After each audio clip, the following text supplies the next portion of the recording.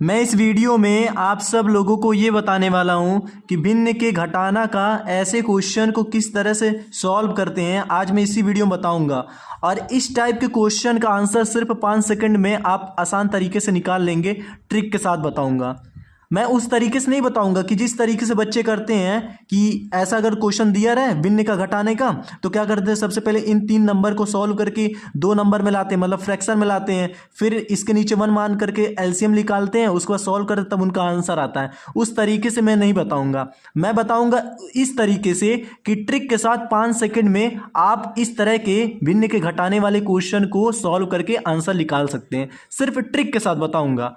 5 second में आप ऐसे टाइप के क्वेश्चन का आंसर निकाल सकते हैं। तो चलिए बताता हूँ वो ट्रिक क्या है कि अगर भिन्न के घटाने का इस तरह से क्वेश्चन अगर दिख गया इस टाइप का, तो किस तरह से आप ट्रिक के साथ निकाल सकते हैं 5 सेकंड में। तो चलिए बताता हूँ, वीडियो को पूरा देखते रहिएगा।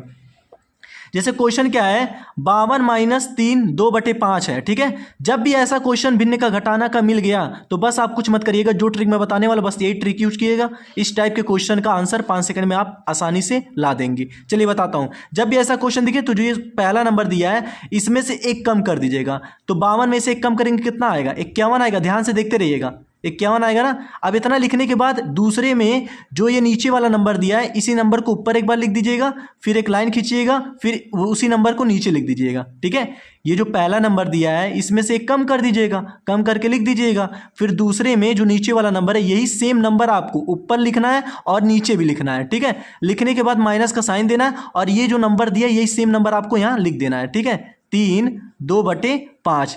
इतना लिखने के बाद अब आपका आंसर तुरंत आ जाएगा। ठीक है, 51 और 3 को सबसे पहले आप माइनस करिए। 51 में से 3 जाएगा, कितना बचेगा, 48 बचेगा, लिख दीजिएगा।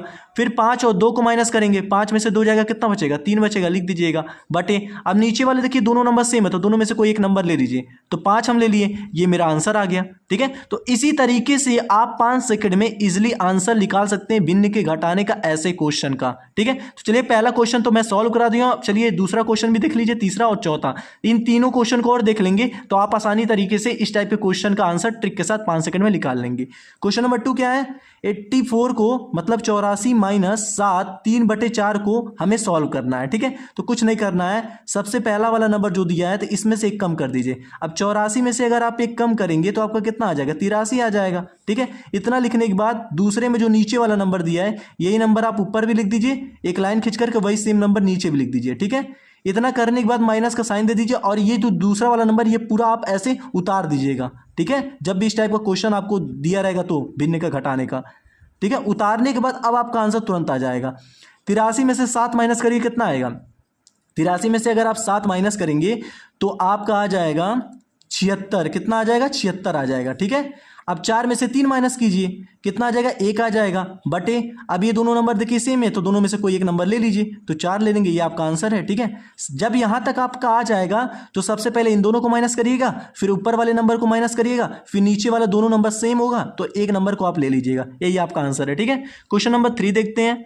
125 - 12 2/3 इसे हमें सॉल्व करना है। तो सबसे पहले जो पहला वाला नंबर दिया है इसमें से 1 कम कर देंगे। तो 125 में से 101 कम करेंगे, कितना आएगा, 124 आ जाएगा। ठीक है, अब दूसरे में से जो नीचे वाला नंबर है इसी को एक बार ऊपर लिख देना है, फिर इसी नंबर को एक बार नीचे लिख देना है। ठीक है, माइनस का साइन दे देना है आपको और यही नंबर सीधा इसके आगे छाप देना है।